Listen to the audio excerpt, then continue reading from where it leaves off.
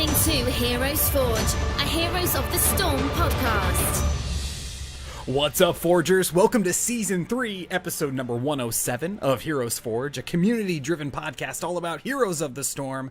As always, this podcast is brought to you by our outstanding supporters on patreon.com/heroesforge. This is your show host, Jeff Reynolds, and I'm here with the co-host of the show, who's more awesome than Super Bowl's halftime show. It's Kristen Ashton. And it's the best halftime show ever when I go over to the Puppy Bowl, because let me tell you, I haven't watched a halftime show since the Puppy Bowl started up. I always go over there. Let me tell you what. Even if you are not a fan of the artists that are performing in the halftime show, there is one thing that you cannot say. You can't say that it's not extraordinary. I mean, you can't say that it's not crazy, and so it usually is. Yeah, absolutely. And what was it? Lady Gaga was last year, and then she got carted in on wires after performing at the top of the stadium. It's a spectacle, to be sure. Spectacle, that's the word I'm looking for. Yeah, and like at the top of the stadium, she had 1,500 drones that like made shapes in the sky and stuff. It's crazy. So anyway, you are more awesome than that, Kristen. Let's get into the news and the stuff that we're talking about. The first thing is Heroes Voice Chat. It's on the way. And I wanted to get your thoughts, Kristen, on what you think this is going to bring to the game. If you think it's going to be a positive experience, if you think it's going to be something that you're going to use. What do you think? I think it's going to be whatever experience you make it to be, much like anything in life, right? If you go to a place you don't like to go to, but you try your best to make it fun, chances are it's going to turn out to be a lot of fun, regardless of the people you run into. So I think voice chat is very, very similar in that there are amazing people to meet online. And as BlizzCon showed, the amount of coordination you can have with your team through voice instead of chat is incredible, but pros and cons to everything. Overall, though, I think it's going to be a really positive experience, especially for those that play more competitively. Yes, I'm terrified of voice chat. I'm terrified of it not being what I hope it will be, which is everything that you just said. So I'm crossing my fingers that it gets really good. I'm crossing my fingers that when you get into a game and you've got this voice chat going on, people are talking and, you know, making it work together. I just have had very challenging experiences with just the text chat. So I'm wondering if voice chat will be the same. And, you know, it gives me hope in some games of Overwatch that I play that it's been very positive and fun, but then there are those crazy games where it isn't. So I'm hoping that the Heroes community can pull together and it can be really fun for a majority of the time. Let's do it together. There's new stuff coming to Heroes of the Storm, as always. I mean, there's always new stuff coming. With the Lunar Festival coming just around the corner, Kristen, is there anything that you have your eye on that you absolutely need to purchase? Like, you're forging it right off the bat. The Guardian mount. He is so cute. He's like a little chihuahua that's been brought to mount size, and he's got those freaky little eyes and that happy little puppy mouth. And I would be proud to ride him into battle. After this mount comes out, it will only take 3 more years and we'll be able to do a full-on team of all the different Chinese New Year mounts. You're right. And then I don't know what you could name your team about it, because everyone would probably have a skin by that point, especially with the skins we're seeing for this Lunar New Year. Yeah, and I've got my eye on that Zul'jin skin. It looks so... I mean, it's a complete cover-up of the way that Zul'jin looks. It's got the same sort of silhouette, obviously, but I think it looks so cool.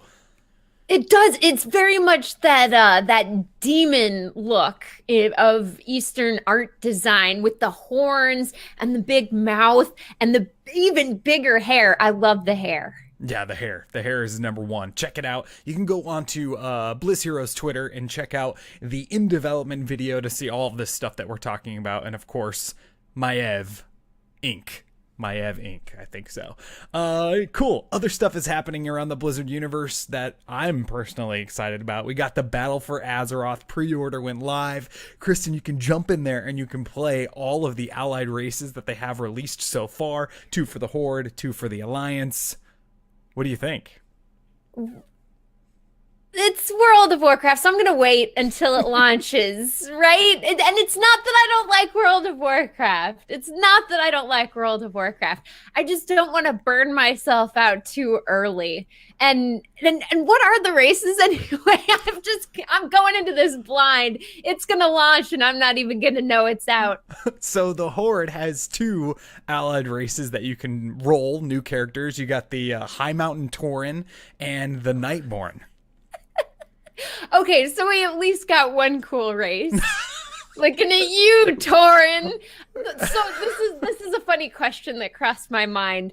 The High Mountain Tauren, are there really that many Tauren players for the Horde to bring in a whole other Tauren race? That's my question. What is the most played Horde race? And how does that affect which races get pulled in as playable races? That is a really good question that I don't know the answer to. I play Alliance personally, and we know that Dark Iron Dwarves are coming with the expansion release after the expansion releases this summer. And I think to myself, I don't really see a lot of dwarves out there playing the game, but the Alliance have the Void Elves and the Lightforged Draenei. So I'm thinking that the elves are really taking over these allied races. The Void Elves are Blood Elf models, but purple. So, I mean, that's kind of cool. So do they live off of void energy instead of blood magic? Yeah, it's like the same kind of story, blood, right? These elves are really super hungry for power, whether it's, the Nightborn, which I think is the coolest allied race, and then so on and so forth. So there's a lot of stuff going on in the World of Warcraft. If you get out there and pre-order it, you can jump in with those 4 allied races right now and play some games, play some serious time to get your character from starting at level 20 all the way to 110, and you've got until the end of summer, quote unquote, until you can do that. I mean, you got a long way to go. Like we said at the beginning of the show, well, this is before we started recording, but it is Super Bowl Sunday out there. So if you're into that, awesome. If not, there's a lot of other stuff going on. There's Overwatch League. There's the Puppy Bowl. Yes, there is. And I need to know, Jeff, are you on Team Rough or Team Fluff? I'm definitely on Team Rough. We agree. We are in agreement.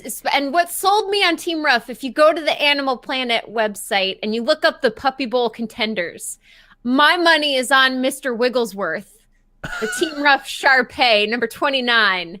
Taking home the MVP award. Is that most valuable puppy award? Is that a distant cousin of Mr. Bigglesworth?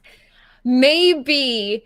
I mean, they're bald enough looking, and this thing has huge chops, huge little mouth flaps coming down, so they could be related. I wouldn't put it past anyone.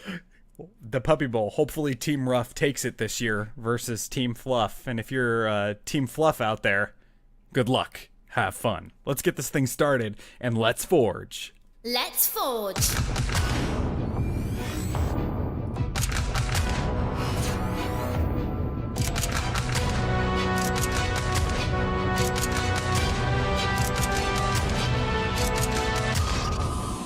Let's imagine what a Blizzard character that isn't in Heroes of the Storm yet would look like if we brought them into Heroes of the Storm. As you can see, Blizzard has not slowed down on any of the stuff that they've brought into the Nexus. Maiev is a perfect example of that. The heroes are still coming quite fast, rapid fire. So there's a lot of characters out there that we can talk about, and that's what this show is all about. Kristen, this is sort of a fun week. I mean, with Legion wrapping up, like we were just talking about, there's a ton of really great, funny characters in Legion that we could bring to the Nexus, and today is no exception.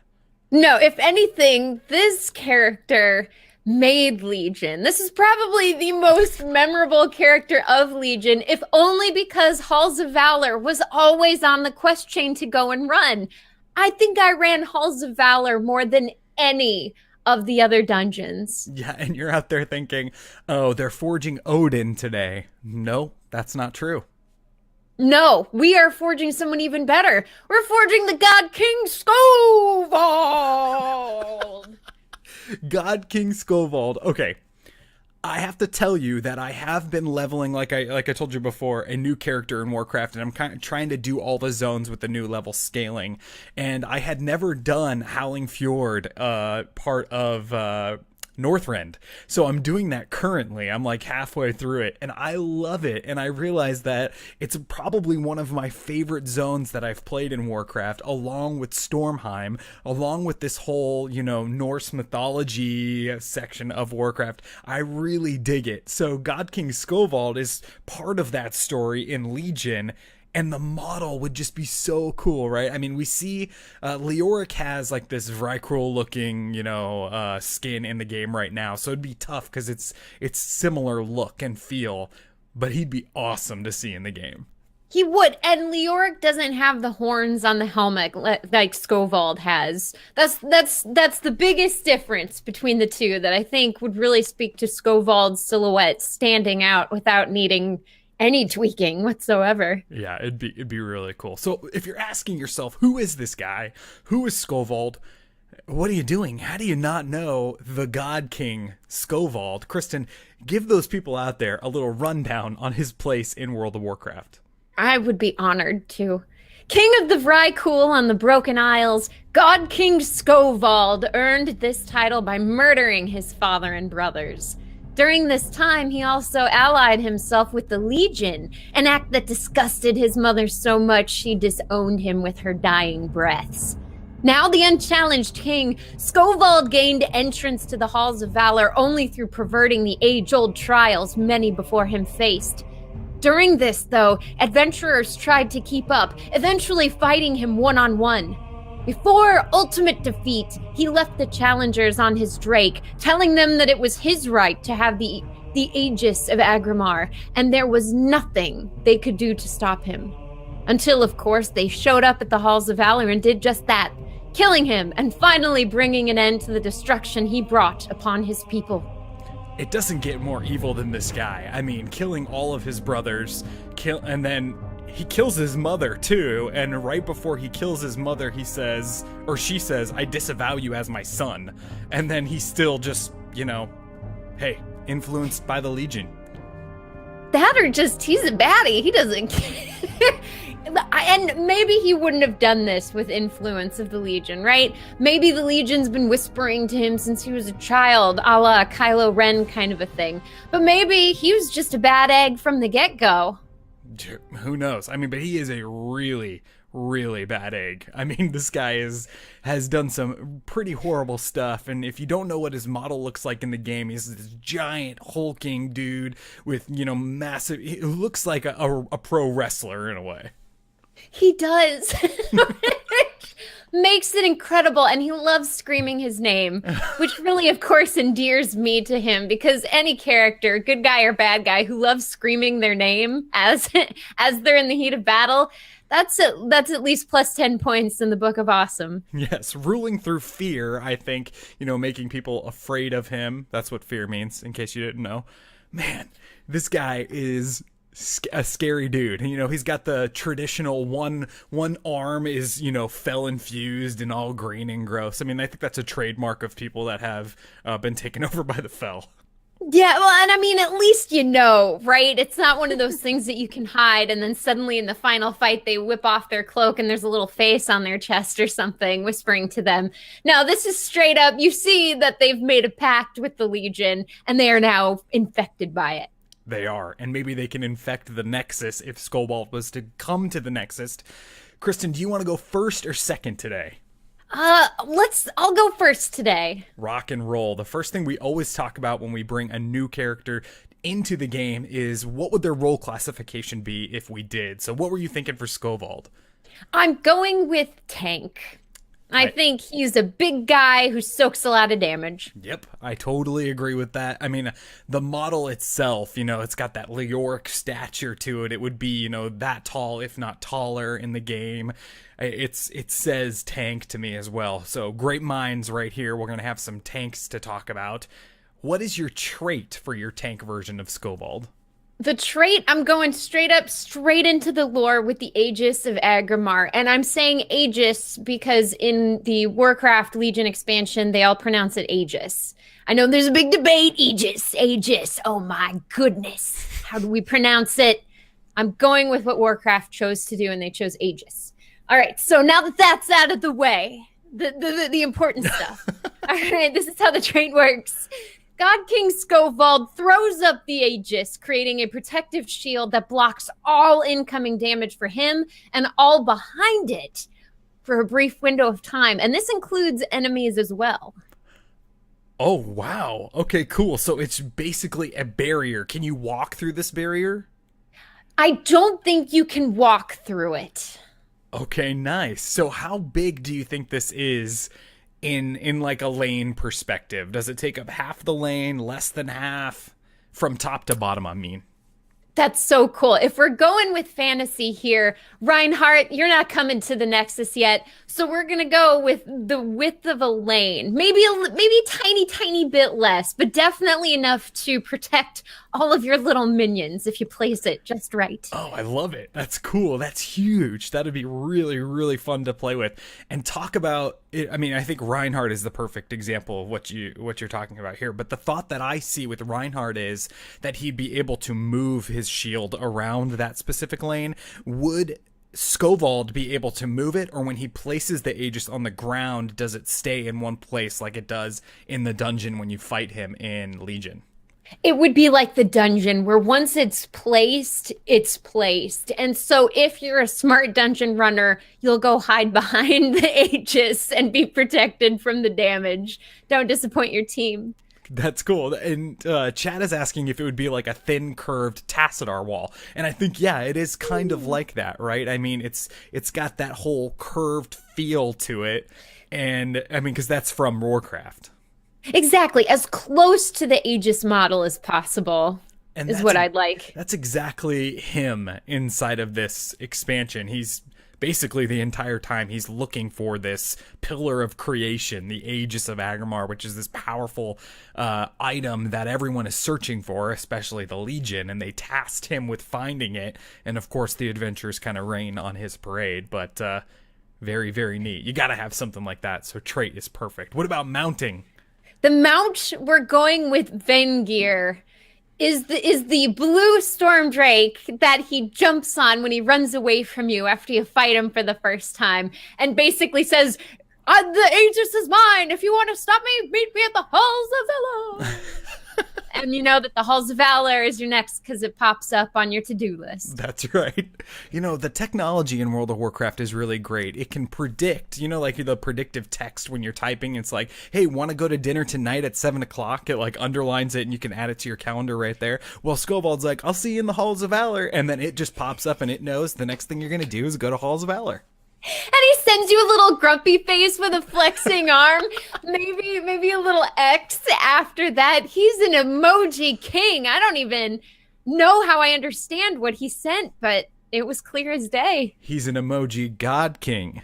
Oh, a god emoji king? No, I like your god.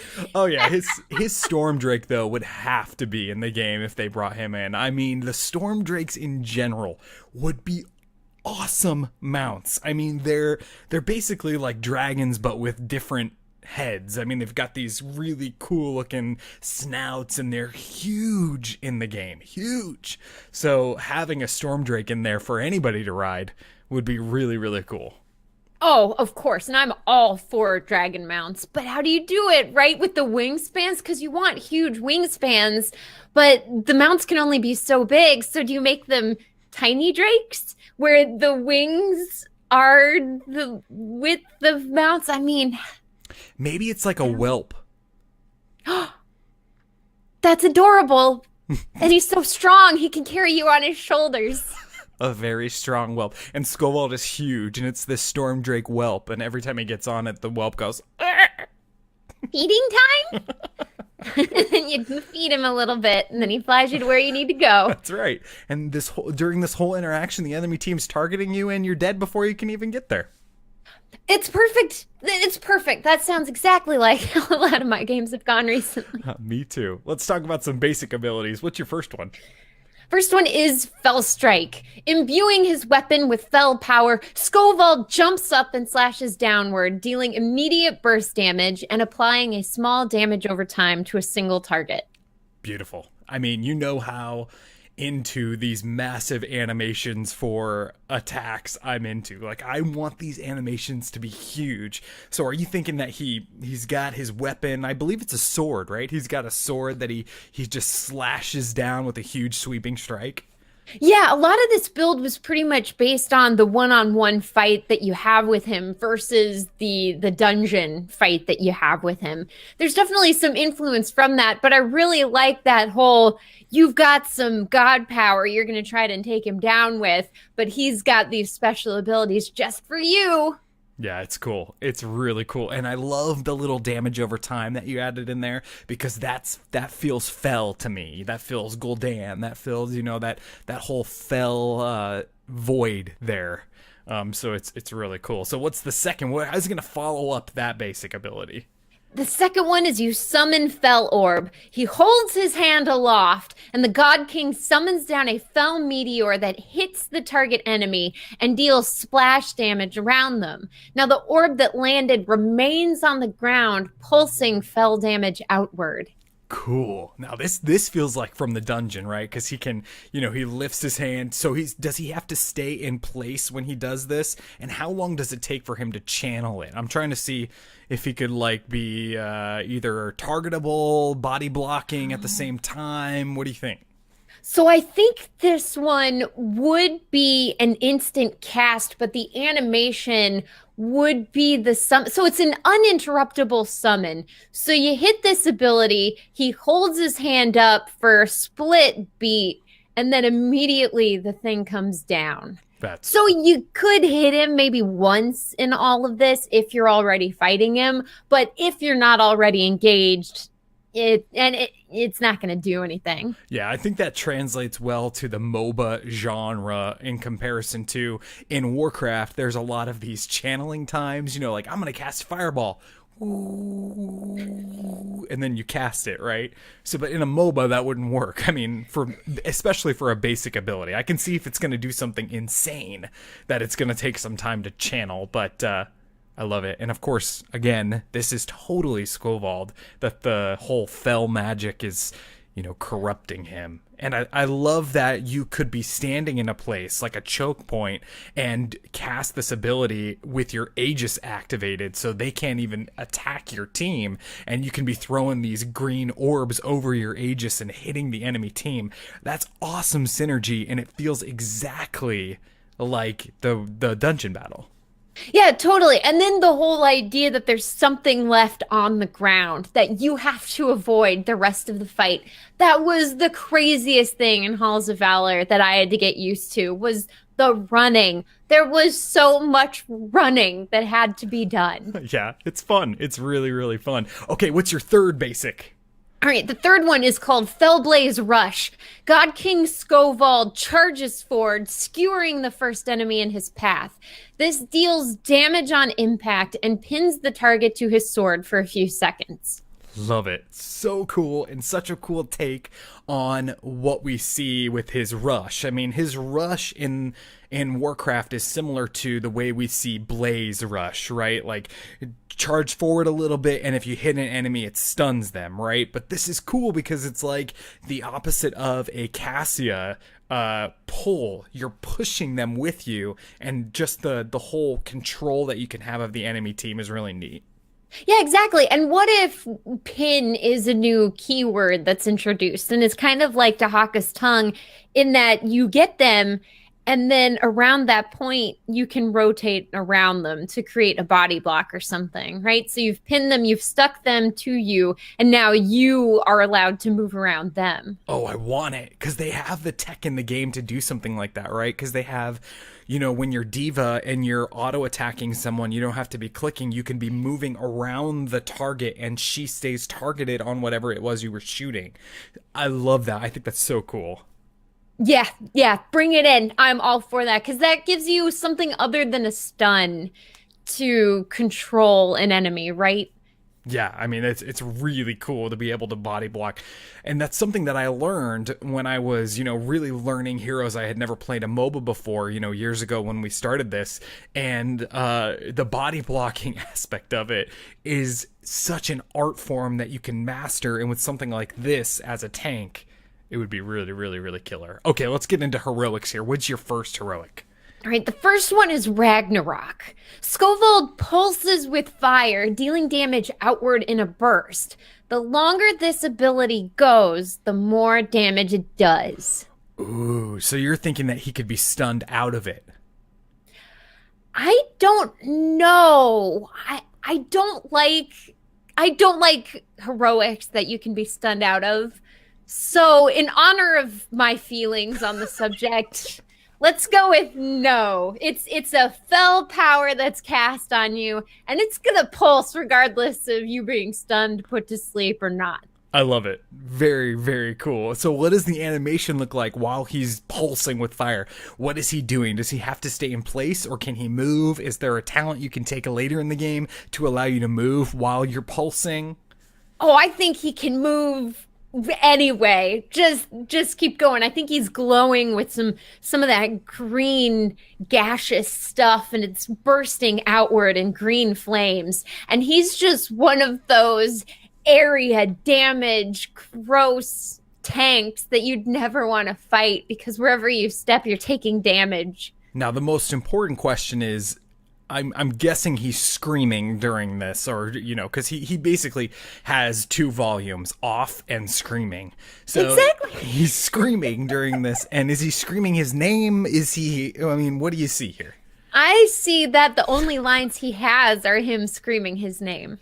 That's right. That's his quote. If you go to the WoW wiki page for God-King Skovald, it has a quote section, and it's about 3 pages long of just him screaming his name. Yeah, different inflections, of course. He's a talented voice actor, whoever voice acted Skovald, but, All right, Ragnarok is the first heroic ability. What's the second? The second, I'm going with thinking with portals. And this is pulling it back to that one-on-one fight you have. So God-King Skovald channels this heroic to open a portal that allows fel-infused enemies to enter the fight, targeting enemy heroes. It has 2 stacks, and the types of characters that pour forth are randomly decided. Sometimes they're fel-scorned Vrykul, other times they're fel-stalkers. Cool. I could have more Vrykul in this game, and I would be happy. You know what we really need? We need a Vrykul hero with the wings and the whole, that'd be awesome. Dude, amazing. And, could you imagine the skins for that thing, too? Oh, beautiful. It'd be really cool. You could have some really cool Diablo skins, too, for that Vrykul. But maybe with this ability, at level 20, you could talent into it, and its augment could be that it summons, a Felscorn, one of those Vrykul with the wings and, this huge thing, and it's even more powerful, and GG, well played. Exactly. You can summon 10 portals, place them all around the enemy core, and the summons just go and kill the core. I love it. Very, very cool. This kit is awesome, and it definitely speaks to the lore of this character from Legion. How do you sum it all up, Kristen? He tripped, and he fell. Oh my. That is really, really good pun. I don't have anything else to say about that pun. It is awesome. Before we get on to my build, which is not as good of a pun. In fact, there are no puns in my build. But before we get on to that, we have some people that we need to thank. We need to thank our patrons that are supporting the show on patreon.com/HeroesForge. Thank you. We could not do this show without you, and we really mean that. If you'd like to support the show as well, you can head on over to that website and check out the different ways of supporting us, and throw us a buck or two. It helps us grow, and it helps us bring content to all of you out there. Also, thank you to everyone that's given us a 5-star review on iTunes. That also helps the show grow, believe it or not, because when people search for all the great Heroes of the Storm podcasts out there, they see this one among all the others. So thank you to everyone that has done that as well. All right, let's get to it, Kristen. I went with the tank as well because I just thought Skovald is a warrior. He is, hands down. He's big, he's beefy, and if they brought him in, he'd probably be one of the bigger models in Heroes. Definitely the top 20%. Isn't it funny when we think about things like that? Like, when you think of Asmodan, if you had seen Asmodan in Diablo 3 before Asmodan was in Heroes of the Storm, right? Would you have said that'll probably be one of the bigger models? I don't know. I mean, I think of Skovald and I think of like a Leoric-sized model, which is big. I mean, that's tall. It's like Cho'Gall height. That's true. So that's a cool question. What do we mean by big, right? Because it could be height, it could be width. And those are really the main ones. And honestly, I think he'd be a bit shorter than Leoric, but he'd be thicker, he'd be broader because he's got all of that armor and he's a thick dude. Yeah, he's a muscular guy. That's really, you would not want to take a beating from this guy, I'll tell you that much, which really says warrior. So my trait is called God-King. It's in quotation marks too. So I really wanted this kit to feel just like you did, like he's a massive tank with the ability to block incoming damage and mitigate the damage that's being dealt to him as well. So this trait is going to work a little different. It increases his health with fell magic depending on the amount of enemy heroes that are near him. So the range of this aura would be about the size of the lane. So anytime you have more enemy heroes fighting with you, he's a team fight tank. He's going to be wanting to be near a bunch of people because he will have more health because of it. Ooh, so the more people that are there, the harder he is to kill.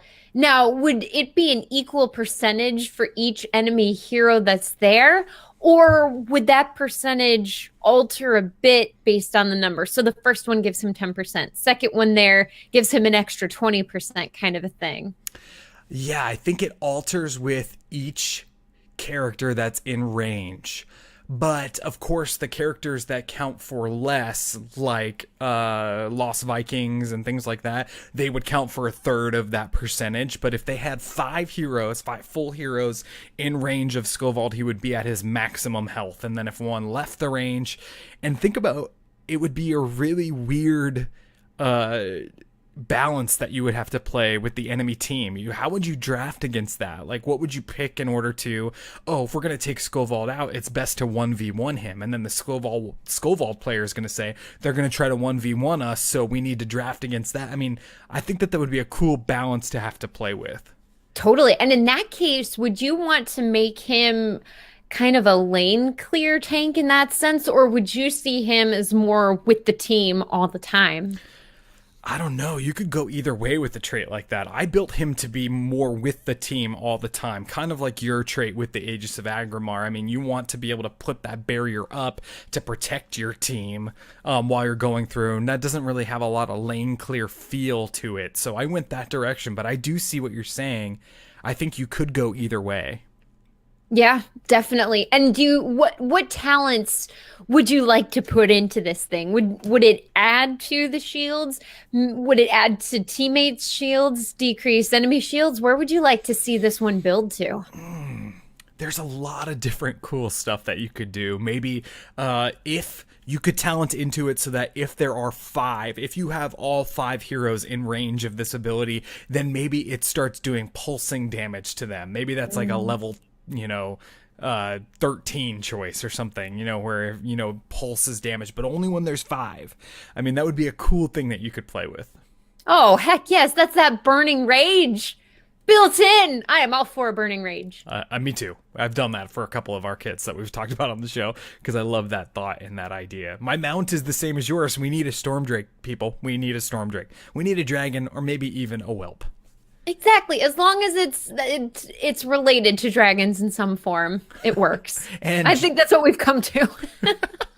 Absolutely. We're just dragon hungry over here. We just want any kind of dragons all the time. We just want to change the name of the game to Heroes of the Dragons. Exactly. And then all we play is Dragon Temple. Dragon Shrine, Dragon Temple. We need a Dragon Temple is what I'm saying. Change all of the maps to include dragons, like Dragon Junction. Exactly. Tomb of the Dragon Queen. Hana More Dragons. That's why Hanamura got pulled. It didn't have dragons. It wasn't named after dragons. Oh, that was... All right, just like dragons and storm drakes for Skovald, you can't build a kit for Skovald without the Aegis of Agrimar. So I'm putting mine on a basic ability. It's his first basic ability here. One of the pillars of creation, the Aegis of Agrimar, protects its wielder with the might of the Titans, and in the Nexus, the Aegis is in the possession of the God-King Skovald. This ability allows Skovald to send the Aegis to a target hero. Once the Aegis is on a friendly hero, Skovald can activate this ability again, and the Aegis will form a C-shaped shield facing the direction that the hero is facing, and block all incoming damage. Skovald can move the Aegis from any player to on the friendly team, including himself. So I wanted to get the feel of the dungeon where anybody can pick up the Aegis and use it, and sometimes they don't, and then your team wipes, and that's not good. Oh yeah, I've never held the Aegis before. What button do I press? Oh my god. Yeah, you probably shouldn't have queued for this dungeon if that's the case, and it's probably a Mythic Keystone, and you're probably like 10, Mythic Keystone 10, and you're like, what is happening? Anyway, so I wanted him to be able to toss it to a hero, and they're going to have a little icon above them that looks like the little Aegis shield looking thing, and then he can activate it again, and it gives them a shield around them that other people can hide behind, just like yours, but you're basically tossing it back and forth, so that's a little bit of the difference. I like that, and I really like that active ability with it because it really does speak to that dungeon. It's a very, very active dungeon with a lot of back and forth in terms of what's going on with the Aegis.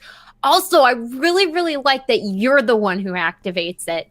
You are the tank, and you're the one who says when it gets turned on and turned off, which really gives you a lot of power as a tank to help soak damage, but not have to be there to soak damage. And in that case, would the Aegis's damage soaked count for your numbers as a tank? Yes, I thought about that same thing, and I was like, yeah, that's going to count for you because you're in control of that. And as we're talking right now, I'm like, what if there was a talent for this specific ability where it didn't, because it naturally it doesn't, it goes wherever the enemy is facing. So if you're facing forward, you have this big, basically Reinhardt shield that's in front of you, like a curved Reinhardt shield. And if you turn around, it's going to turn with you in this basic ability because it's part of you. You're holding it. But what if there was a talent you could take that it would put it so that it was behind you? So if you used it, it would be the same C shield, but it's facing away from you instead of in front of you. So what I'm thinking here, I'm trying to, this convoluted way of saying, drop an Illidan in there, get a dive team going in, somebody jumps into the fray, they're in front of the tank, so they're taking a lot of damage.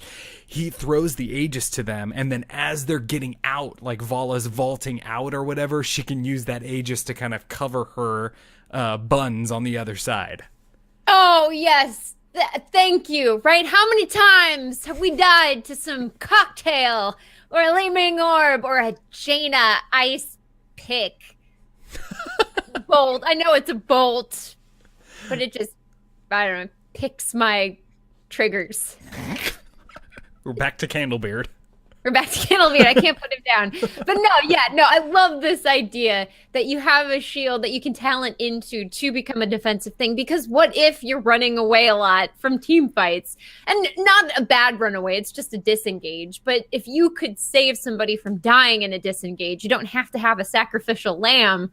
You save a lot of XP. Totally. And you save the enemy team a lot of them getting XP too. I think that's really cool. So the second basic ability is called Flame of Woe, and this is directly from the engagement that you have when you fight him in Halls of Valor. So while protected by the Aegis of Agrimar, Skovald summons a Flame of Woe that fixates on a random player. As the Flame of Woe moves, it spreads eternal or infernal flames on the ground that will deal damage to the enemy team if they walk on it. But in order for him to use this ability, he must be under the effects of the Aegis of Agrimar. So he's got to target himself with it, use it on himself. He's waiting, and then he can summon these. They're basically like fell elementals that follow people around, but he's got to have the shield on in order to do it. And I wanted to add that feature because I want you to feel like you have to have the shield on you to be the tank for most of it, and it's a rare thing that you give it to somebody else that's diving in and trying to get out. Gotcha. So you tie it to the kit where if you want to use your W, which I'm assuming you'll put on a short enough cooldown to make it spammable, for lack of a better word, so that you keep the Aegis with you. Yeah, absolutely. And you want to send out a fell elemental, then you have to have the shield on you, just like in the battle that you fight. Yeah, no, I like that a lot. And I love the idea that they're little grumpy elementals. Now, would they be shaped as the elementals in Warcraft, or would they just be formless flames? I think they'd be shaped as the elementals, but like mini versions of them. Even better. How big? Are we talking Chromie size, smaller? We're talking like minion size, maybe. That's adorable. And their trails hurt. That's fantastic. Yep. And, the trails aren't very big. This is just a basic ability. We don't want to fall into water elemental range here. So, I mean, they're not very big. You just don't want to step on them. And it's another way for Skovald to zone the heroes that he's playing against. Speaking of that, the next one is called Fellblaze Rush. I think this sounds a little familiar if you listen to Kristen's kit here. Just a little bit different, though. Skovald rushes forward with Fell Energy. It's like a Blaze Rush, but without the charge up, so it's an instant thing. When he hits the end of his charge, he'll release a Fell Whirlwind attack that damages enemies with damage over time, just like we were talking about before, but just like in yours, enemies that he hits while charging will be dragged with him until the end of the charge. And I think it's really interesting that we both thought of this type of idea, and it's not something that's in the game in Warcraft. No, not at all. And I think I don't know about you, but I wanted to change it up because of Blaze and his hit with the stun. It's great. I love it, and who shouldn't have a charge stun at this point? But how do you make that different was the question I know I asked myself when it came to giving Skovald a charge. Yeah, and that's exactly what I thought. And so you add a little bit of a Diablo feel in there. You can pick people up as you drag. And then what I really want him at the end of this charge to do this whirlwind, this fell whirlwind spin. Just one spin, not like Sonya's spin to win, but it's going to happen every time you get to the end of your charge. So think about capturing mercenary camps or clearing minion waves. This is his wave clear ability. You have to learn the distance that it's going to take in order for you to get the spin at the right place. So it's going to be a cool little training you're going to have to do for yourself. Yeah, so you're saying this is a set distance that you're going to go every time. Can anything interrupt this charge then, or do you become unstoppable? I think you'd be unstoppable. I mean, maybe that's unheard of on a basic ability like that, but I like it. I like being unstoppable during this, and then when you get to the end, you're just going to do one, swipe and deal damage over time to anybody that's in that area. Beautiful. And I imagine the damage for this would be impressive because you'd want people to be scared of the whirlwind. Yeah, and then using it to get into position and to peel and all that stuff would be really fun.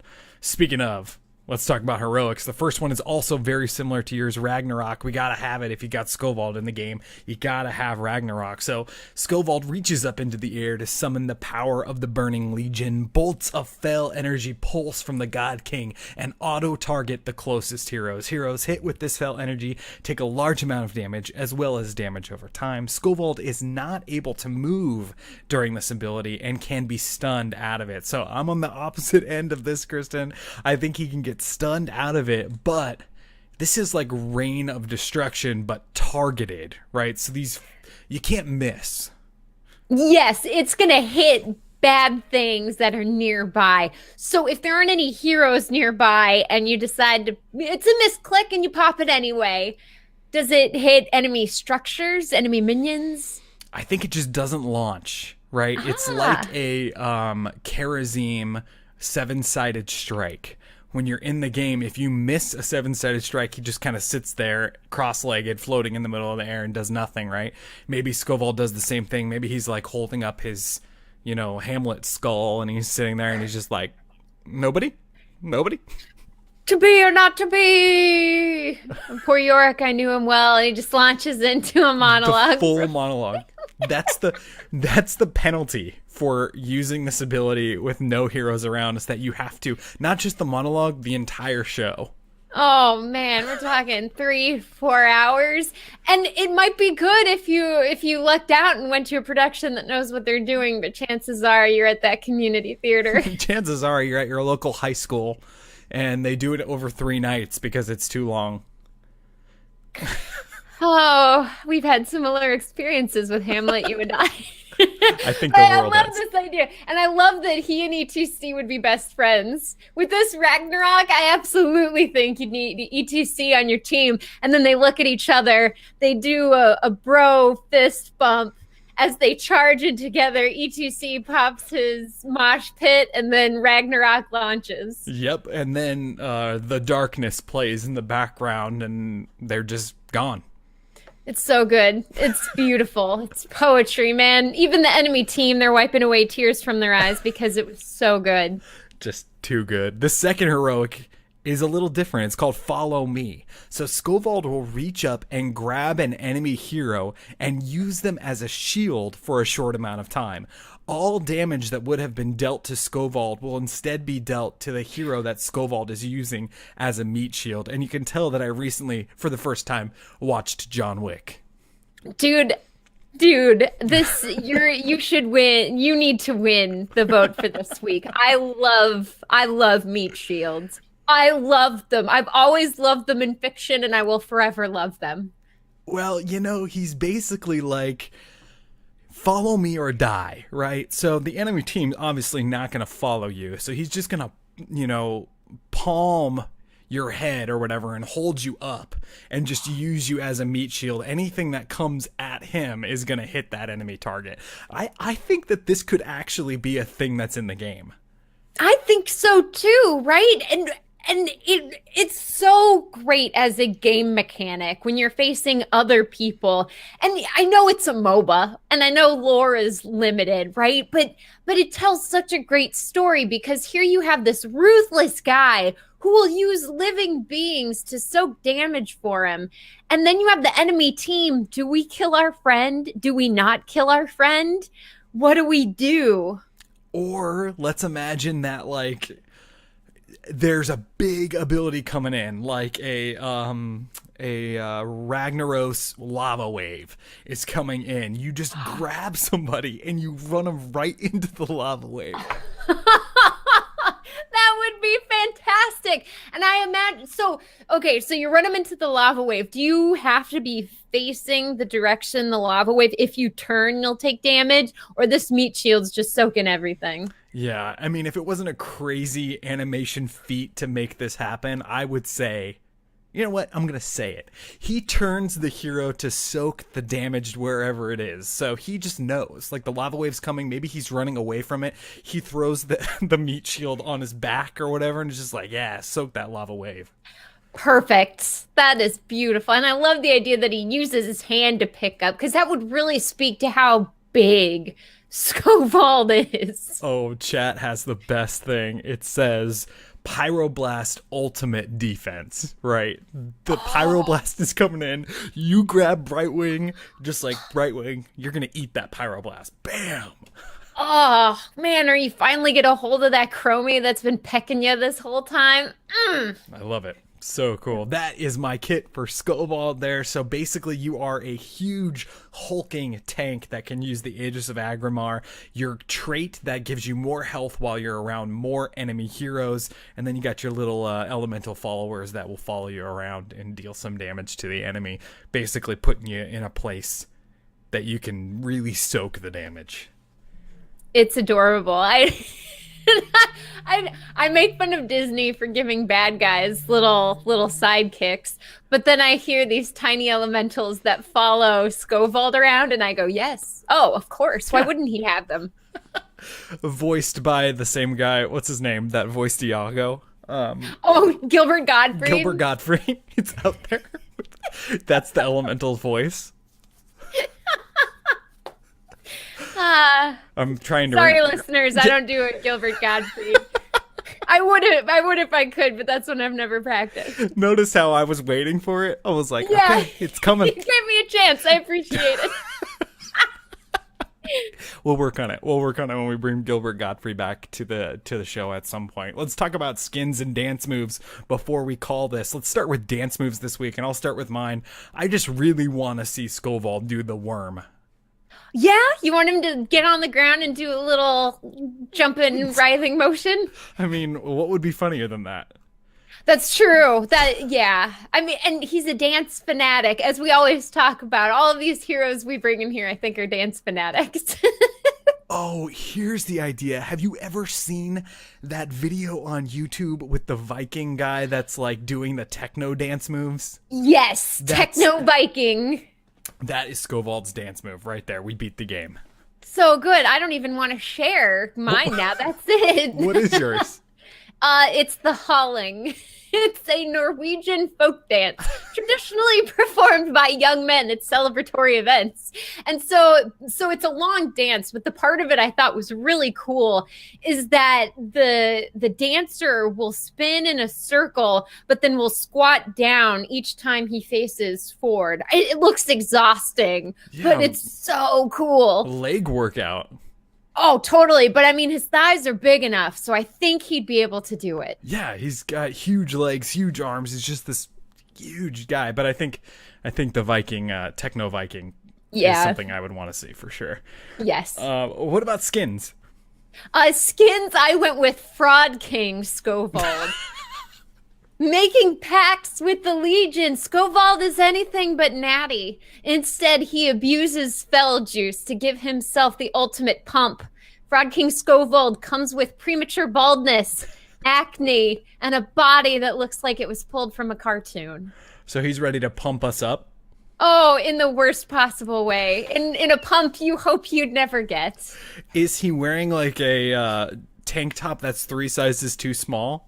Oh, totally. And maybe a little fanny pack and some pants that don't really fit. I mean, he's a mess. Oh, wow. That is really funny. My ideas are, you definitely, I mean, with Ragnarok, Thor Ragnarok art style was really cool. You could do something with that art style. Obviously, he's got the horns, so if you're going with that whole Norse feel, you could have like a Loki sort of feel, but he's not really he's not mischievous, right? I mean, he's just all-out evil. Where Loki is all-out evil, but in a mischievous way. Yeah, totally. I mean, how many times every movie Loki does something bad and then goes, oh, okay, I guess I should help. Yeah, and Thor's like, okay, yeah, whatever you did that was really bad. I mean, it wasn't that bad. Man, we can fix it. Yeah, and then he does it again. Like, oh, Loki, my you brother. trickster. Yeah. Now, the other thing I'm going for here is a Maleficent. I think she would be awesome. So if you took Skovald and just did a complete gender swap and was Maleficent in the game, that'd be really cool with the horns and I'm talking like the, believe it or not, I'm talking the Angelina Jolie Maleficent, not the actual film Maleficent. So with the human-looking features, not like green skin, but, you know, just super tall and imposing and pure evil. Oh, sick. Now, would he wear a tight dress? What outfit are we talking about here? Like with the cape, I mean, it'd have to resemble the silhouette that he has now. So maybe, you know, he's got these huge shoulder pads, so, and one of them looks like a dragon, you know, he's got this like drake. So instead of that, maybe it's Maleficent with this armor on and she has a raven shoulder pad or something like that. That'd be really cool. Oh, sick. And then for the mount, you turn into a dragon. Oh yeah, here we go. We beat the game so many times today. I love it. Defeated. Heroes of the Storm, you've been defeated. Lay down. Get a drink of water. Don't get back up. Do not get back up. Stay down. We're going to call it. We're going to say that this hero was forged.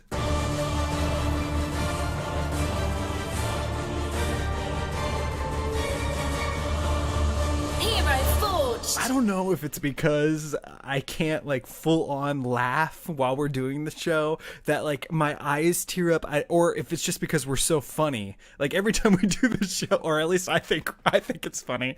I get all like laugh tears. That's good. But that means we're having fun, right? That's the important part. And I love this too because we get to imagine anything and everything. And I love the fact that we go on these little stories about these heroes to give them more character than they already have. Yeah, because they don't have enough already. That these characters, I mean, yeah, he killed his family so that he could be blah, blah, blah. But really, though, I want to see him do the worm. Yes, and with his little tiny elementals, voiced by Gilbert Godfrey, giving little high fives as they go out on their little fire trails. Oh, that is so funny. All right, Kristen, where can people find you in the interwebs when you are not doing this show? In the interwebs, you can find me at Dream Destroyer. That is DRMDESTRYR over at Twitch, Twitter, YouTube, and Instagram. Lots of stuff going on in your stream, huh? Oh, yes, we are making our way through The Walking Dead. Very cool. Telltale series. Did you guest host on Weak Sauce last week as well? Yes, I did. And we talked about it some more there. It was a ton of fun. Cool. And you can find Weak Sauce on Amove.tv as well as this show, because we are a part of the Amove TV Entertainment and Podcast Network. For more great shows about esports and video games, make sure you check out Amove.tv. If you're looking for me, you can find me right here on this show, as well as a show that we do every Sunday at 2 o'clock Pacific called Divinity 2, The Nameless Show. I think we're gonna. I think huzzah is. Huzzah! Yeah, it's a really cool stream that we do on twitch.tv/Kyle Ferguson. It's about the game Divinity 2. We've been playing it for months now, and we're getting close to the end, and it is super entertaining. Make sure you check it out. Again, that's 2 o'clock on Sundays at twitch.tv/Kyle Ferguson. This show you can find on iTunes, Stitcher, Google Play, or any of your favorite podcasting apps. You can follow us on Twitch. We're at twitch.tv/Amove TV, and we record every Sunday at high noon, time of no shadows, right there on that site. Go to our website. It's HeroesForge.club. It has all the information that you need to follow us on Twitter at ForgeHeroes or at youtube.com/HeroesForge. If you have an idea for a hero that you'd like to see on the show, send us an email. Contact HeroesForge@gmail.com. We love hearing from the community and getting some really, really awesome ideas from all you super creative listeners out there. All right, Kristen, final thoughts on Skovald. I mean, I know we could talk about him for another 2 hours. Oh, totally. And it doesn't help that in Divinity, they keep talking about a God-King. And so every time I hear that, I just want to scream God-King Skovald. But I know I shouldn't because the joke runs thin after a while. But not to me. I think it gets to this point. If you ever play the game Planet Coaster, you get a roller coaster that you build on your site there, and it ramps up. It's brand new, so people really like it, and then it starts going down and down and down because people are like, it's old, and it gets to the bottom where people don't want to pay any money to ride it. But then it hits nostalgia, and then you can charge massive money for it after a while. So keep up with that joke because I think you're about to hit nostalgia. I wish there was a way to quantify when nostalgia is officially reached. I mean, how long do we have to go? Do we have to wait for Battle of Azeroth and for everyone to play through that? And then we go, remember God-King Skovald? Yeah, I remember God-King Skovald. Yeah, I think Battle for Azeroth or the expansion after that. I mean, I think a joke that has hit nostalgia now is when somebody says, now that's pod racing. 10 years, I guess, is what we're going on with that one. So we're a few expansions off from Skovald becoming that. But I do think that a lot of the abilities we talked about today, as always, there are little pieces in there that I could really see coming to life, with Kristen's kit having a really cool idea with the Felbrae's Rush and also the whole Aegis of Agrimar as the trait, bringing that in, whether it's with Reinhard or Skovald. And then, of course, over on my side, talking about that meat shield and then also the Aegis. There are some definite Skovaldisms in both of these kits, and it was a total blast to talk about. We're going to call the show there. Thank you so much for listening, and we'll see you all in the real world.